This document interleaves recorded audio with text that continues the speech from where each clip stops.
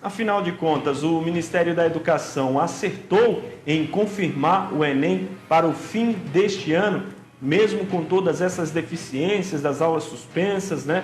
Aulas online que nem todos têm acesso. Enfim, a gente fez esse questionamento mais cedo nas redes sociais, exclusivamente no Instagram, uma enquete. E aqui a resposta foi a seguinte: a favor, 21% a favor do Enem esse ano e contra o Enem, 79%. Você é a favor? A pergunta foi a seguinte: você é a favor ou contra a manutenção da realização do Enem neste ano? 21% a favor e 79% contra. No Twitter também tivemos esse questionamento e o percentual, olha, muito maior no Twitter. A favor 6,5% e 93,5% contrários. Pois bem, como eu afirmei, esse será o tema central do nosso debate. Nós convidamos para discutir esse assunto a advogada Lilian Maia e o professor Bruno Rodrigues. Muito boa noite aos dois, tudo bem? Me ouvem? Pessoal, um prazer estar aqui. E a doutora Lilian me ouve? Estou ouvindo sim. Boa noite. Boa noite aos dois. Então, eu queria começar logo com essa pergunta. O Ministério da Educação acertou em confirmar o Enem para o fim de 2020? Eu gostaria que o Bruno começasse respondendo. Bem, primeiramente, boa noite a todos. Eu discordo da posição do governo. A minha base argumentativa é muito simples. Eu acho que a gente tem que sim considerar o Exame Nacional como um meio de conquistar um pouco mais de justiça social, e nesse momento o INEP, com o Enem e todos os seus ministros e responsáveis deveriam ter cuidado um pouco mais para que sim houvesse justiça. Eu lembro que o Weintraub usou no dia 5 de maio a seguinte frase: o Enem não foi feito para corrigir injustiças. No entanto, a gente tem que considerar que é dever do Estado, sim, garantir que a gente tenha uma sociedade mais justa. Doutora Lília? Eu sou totalmente a favor que exista o Enem, que ele ocorra realmente esse ano. E partindo até do pressuposto do que o colega, né, o Bruno falou, salvo engano é Bruno, né? O professor falou, ele falou justiça social. Nós estamos nessa injustiça social se fizermos uma retrospectiva desde 88, né? A Constituição está aí desde 88, que garante a educação, mas essa educação está sendo suprida desde lá atrás. Então, eu acho que, no meu ponto de vista, se nós analisarmos a situação friamente, virou apenas um jogo político. Se o governo hoje dissesse que iria suspender, o outro lado diria que não, que era contra. Então, virou uma balança. Então, entrou na gangorra, um vai subir, um vai descer. Virou mais um jogo político do que, de fato, olharmos a situação como ela realmente é. Primeiro, a educação está num déficit absurdo durante décadas. Só durante todo esse período de redemocratização, da entrada do Sarney, indo para o Collor, indo para o Itamar Franco, etc. Então, todos os governos, sejam de esquerda ou centro-esquerda, eu não estou defendendo posição política, eu estou mostrando, até tirando a própria frase do próprio professor, justiça social. A justiça social deveria ser feita desde a base. O Enem, ou o FIES, ou o ProUni, eles têm como 2 pontos singulares, algo que todos nós já conhecemos, mas que não é não é agora o centro do que eu quero responder para vocês. Eles já vieram emergindo uma manobra para encobrir o que realmente de fato está. A educação de base não existe mais. Então, em vez de investir na educação de base, para que assim todos tenham uma regularidade, né, e possam realmente disputar, não. Vamos criar exceções para privilegiar uma parte e assim, entre aspas, criar essa justiça social. Então, a gente vai ficar voltando entre o ovo e a galinha e o ovo. mas do fato que a justiça social ela não está sendo feita desde a redemocratização, né? Desde o passo que...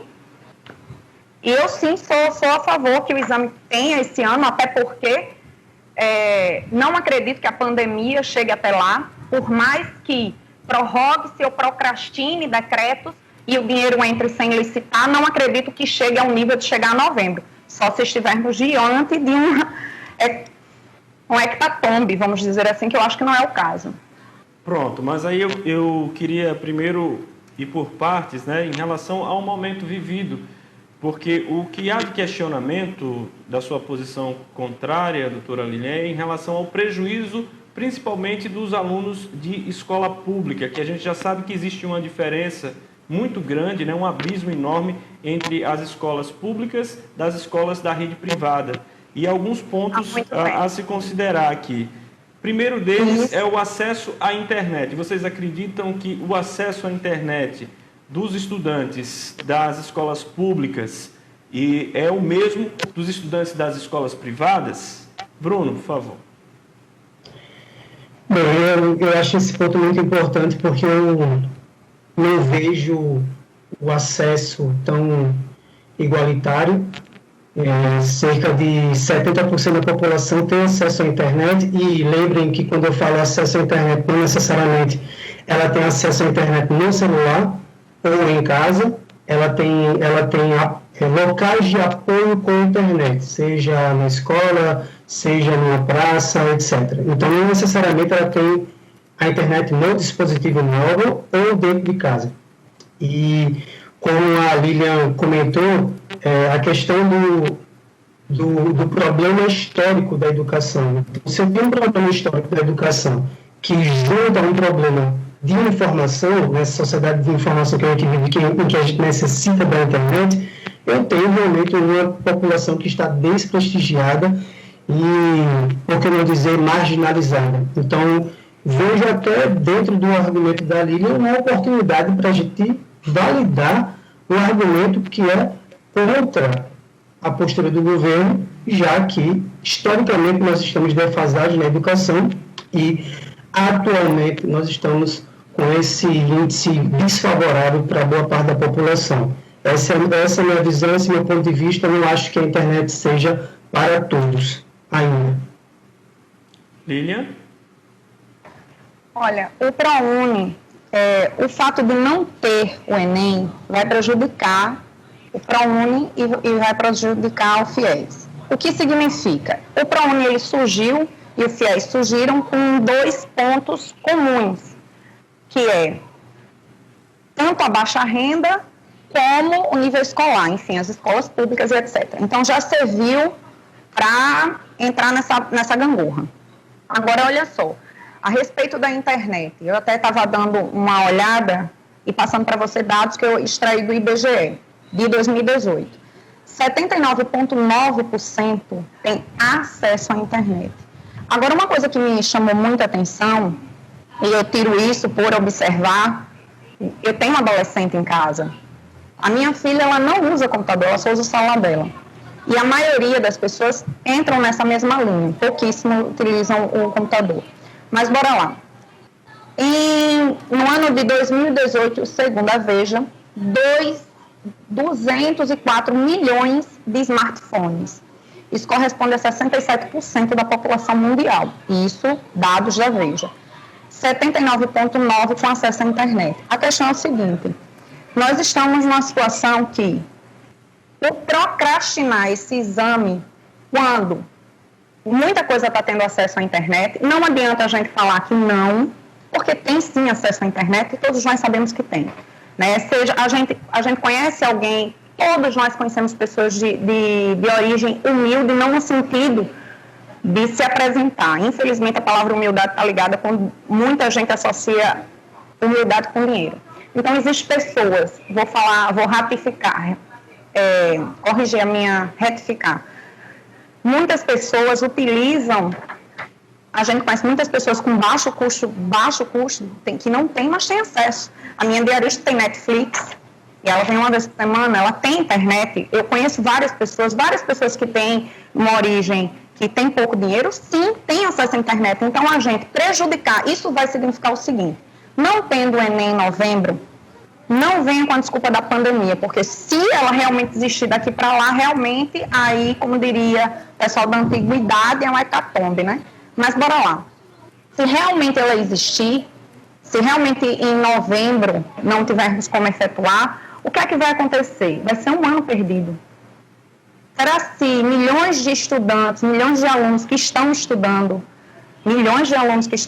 será se vale a pena perder só por causa de um jogo político, porque o governo deseja que assim seja, então já que eu não sou de posição ao governo, eu vou agir contra? Eu acho que a gente tem que parar de olhar a situação de um ponto de vista político e analisar a situação de um ponto de vista prático. Milhões de pessoas que estão se preparando vão perder, e vai perder um ano. Porque se ele for adiado agora, se ele não ocorrer em novembro, milhões de pessoas vão perder. Eu conheço pessoas da minha família que vêm estudando. E, porque as pessoas pobres, muitas pessoas pobres, como eu acabei de dizer, minha diarista tem celular, tem a Netflix, tem as coisas dela, e outras pessoas também têm, então não vamos ser hipócritas. Hoje isso está muito acessível. Mas são posições que se tomam e cada um dá um impulso na gangorra do jeito que achar conveniente em relação ao ponto de vista político, que, ao meu ver, não deveria. Deveria analisar e realmente ver que muitos jovens estão estudando, já vinham estudando, continuam estudando, né? E eles vão perder um ano. Doutora Lilian, a senhora falou a respeito da pandemia, que não deve durar até o fim do ano. Mas a senhora considera que esse prejuízo, esse tempo que as escolas estão sem aulas, né? A gente tem reclamações aqui de professores que têm dificuldade de promover essas teleaulas, essas aulas remotas pela internet, principalmente com alunos da rede pública, porque muitos não têm um acesso à internet de qualidade, não têm um dispositivo em casa, principalmente na zona rural, né? Porque a gente está na zona urbana e talvez esqueça um pouquinho da zona rural, mas a zona rural, em muitos lugares, não tem nem sinal de telefone, muito menos de internet. Então, para esses alunos, esse tempo todo sem aula, mais de um mês já sem aula, e devemos fechar 2 meses, já que o decreto estende até o final de maio, não seria um prejuízo para esses alunos? Olha, o prejuízo com certeza maior, eles perderem um ano. E eu não vou além não, sabe? Eu não vou nem na zona rural, porque inclusive eu tenho até o telefone, se você quiser depois em off eu te dou o telefone de uma pessoa que eu conheço que mora na zona rural, num lugar que é em Flecheiras, que todo mundo conhece como Corte Novo, e ela tem internet. Mas enfim, depois eu até posso até passar o contato para você e você verificar que essa informação que eu estou te passando é verdadeira. Outra coisa, eu não vou nem tão além, eu vou aqui mesmo. Na minha opinião, eu acho que essas aulas que os colégios... Eu estou falando, a minha filha estuda no colégio particular, e as aulas pela internet é só uma forma de justificar a gente estar pagando todos os meses, né? Porque o correto seria suspender os contratos escolares, e até porque a aula por vídeo não conta como aula presencial. Mas, enfim, muitas pessoas vêm estudando e continuam estudando. Eu conheço pessoas da minha família que continuam estudando. Não é pela aulinha que recebe da escola particular, que dá 50 minutos, que dá no máximo. A minha filha mais velha, eu não vou dizer, mas ela estuda em, eu acho que um dos colégios mais caros aqui, e ela está tendo no máximo 2 horas de aula. Quando ela tem, a outra tem 15 minutos. Né? Então, e esse prejuízo, não adianta dizer que é só na escola pública, não. É na particular também. Porque eu tenho uma filha de 5 anos que tem 15 minutos de aula, que ela está aprendendo a ler. Quem está ensinando sou eu. Porque senão ela vai passar esse ano e ela não vai aprender a juntar C com A e S com A, para dizer que é casa. E a outra mais velha, que está no ensino médio, está tendo, o dia que ela teve mais aula, foram 2 horas de aula. 2 horas de aula que nem poderia ser contabilizada como 2 horas de aula, porque o professor ficou 15 minutos esperando a turma se reunindo ao vivo e encerrou muito antes. Quer dizer, o prejuízo está geral, está para todo mundo.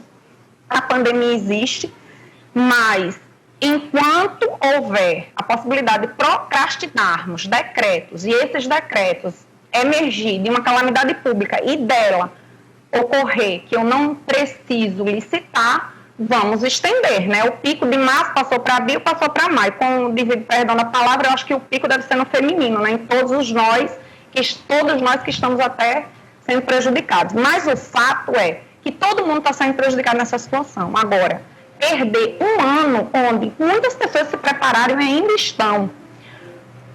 estão se preparando. Muitas pessoas estão se preparando pela internet. Eu tenho um adolescente em casa, eu sei.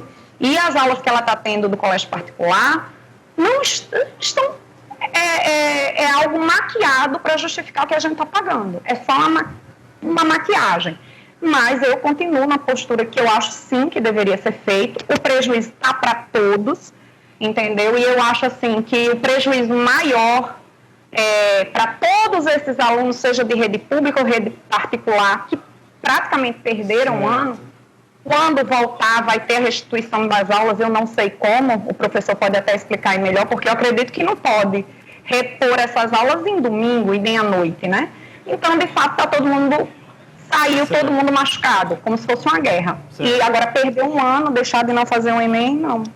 A senhora falou aí da pessoa que a senhora conhece, né, lá de Flecheiras, que tem acesso à internet. Isso, mas eu fiz um levantamento antes do debate e uma pesquisa da TIC Domicílios, realizada em 2019, apontou que apenas 44% dos domicílios na zona rural do país têm acesso à internet. Dito isso, eu passo a palavra agora para o professor Bruno Rodrigues. Lucas, muita informação que a Lilian deu para a gente, vou tentar de alguma forma condensar tudo para poder mostrar um outro lado. Eu ia até reforçar o meu argumento anterior da Lilian, em que eu justifiquei o acesso da internet como falha, porque nem todos têm acesso dentro de casa, porque lembrando que estamos numa pandemia, então não podemos colocar ninguém para fora de casa. Eu acho que colocar pessoas para fora de casa agora é condená-las a copas. Concorda comigo? Se eu tenho uma pandemia, se eu tenho um problema que é de saúde e que as pessoas não podem sair de casa, e eu sei que as pessoas não têm internet dentro de casa, eu estou pedindo ou obrigando-as a sair de casa.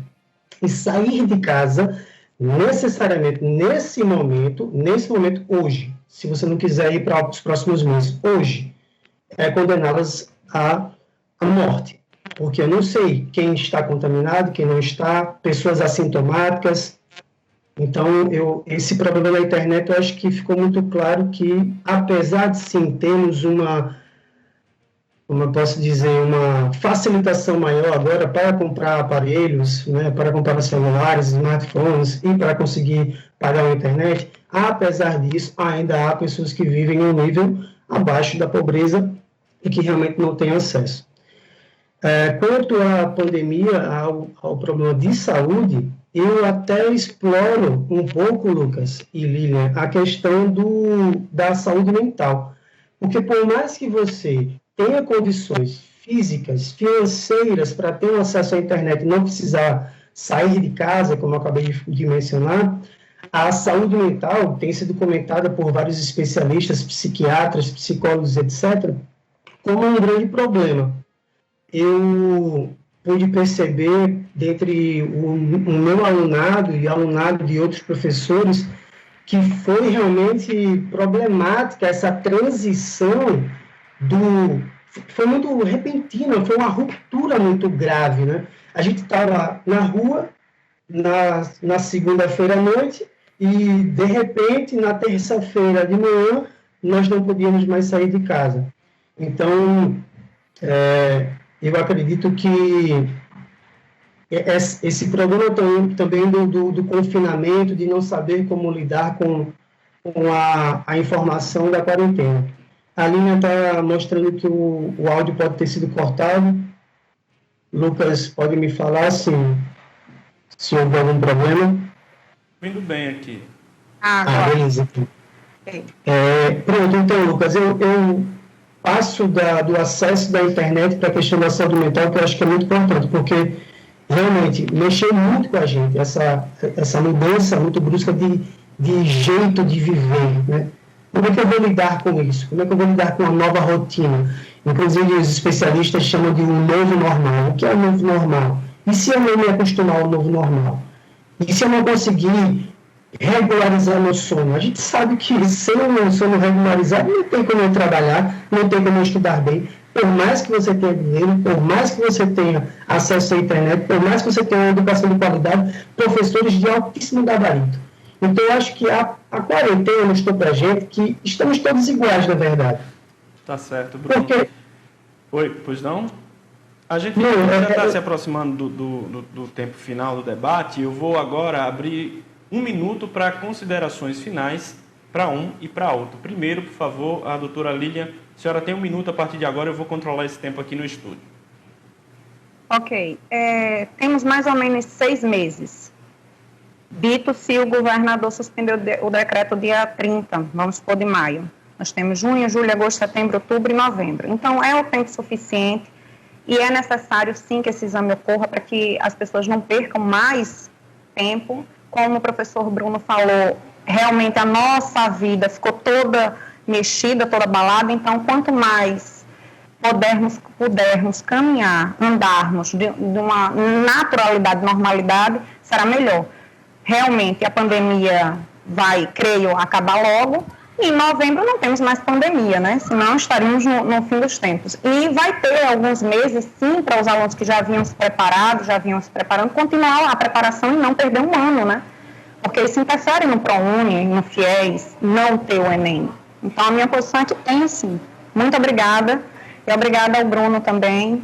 E realmente isso da saúde mental é muito importante. Muito obrigado, doutora. Agora, 1 minuto a partir de agora, Bruno. Lucas, só reforçando o que o Weintraub falou. O Enem não tem a obrigação de corrigir injustiças, mas eu acho que o Ministério da Educação tem sim. Um dado importante, Peru disponibilizou mais de 840 mil tablets para os alunos terem acesso ao dispositivo para poder estudar. Mais de 700 mil foram destinados à zona rural. Então, o Ministério da Educação, nesse caso no Peru, teve a consciência de que é preciso fazer justiça e que esse órgão do governo tem condições, sim, de ajudar.